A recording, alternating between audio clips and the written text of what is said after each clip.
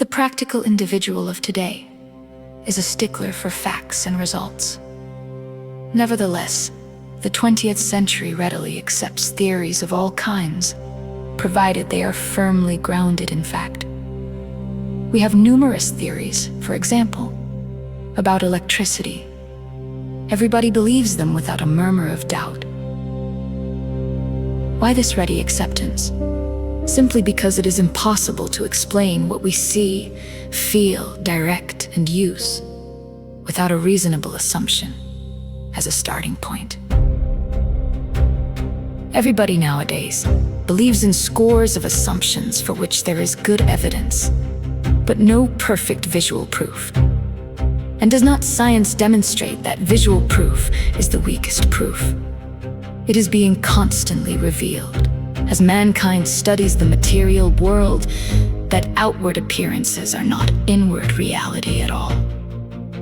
To illustrate, the prosaic steel girder is a mass of electrons whirling around each other at incredible speed. These tiny bodies are governed by precise laws, and these laws hold true throughout the material world. Science tells us so.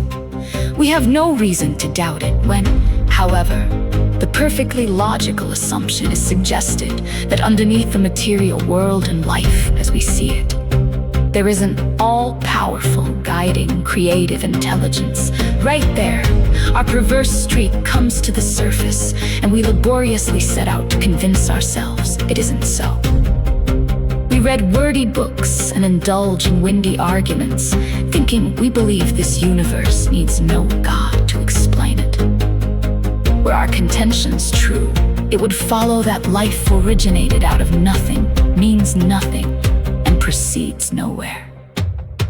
Instead of regarding ourselves as intelligent agents, spearheads of God's ever-advancing creation, we agnostics and atheists chose to believe that our human intelligence was the last word, the Alpha and the Omega, the beginning and end of all.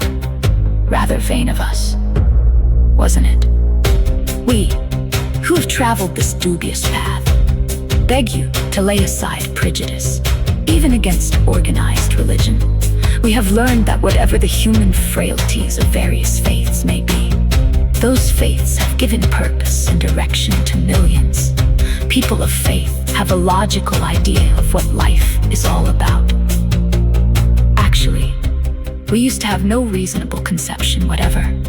We used to amuse ourselves by cynically dissecting spiritual beliefs and practices, when we might have observed that many spiritually minded persons of all races, colors, and creeds were demonstrating a degree of stability, happiness, and usefulness which we should have sought ourselves.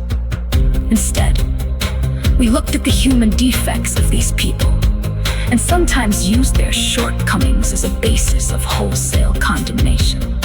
We talked of intolerance while we were intolerant ourselves. We missed the reality and the beauty of the forest because we were diverted by the ugliness of some of its trees. We never gave the spiritual side of life a fair hearing. In our personal stories, you will find a wide variation in the way each teller approaches and conceives of the power which is greater than himself. Whether we agree with a particular approach or conception seems to make little difference. Experience has taught us that these are matters about which, for our purpose, we need not be worried. They are questions for each individual to settle for himself.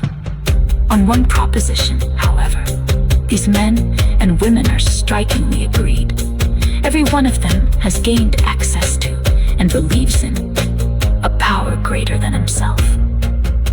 This power has in each case accomplished the miraculous, the humanly impossible, as a celebrated American statesman put it. Let's look at the record.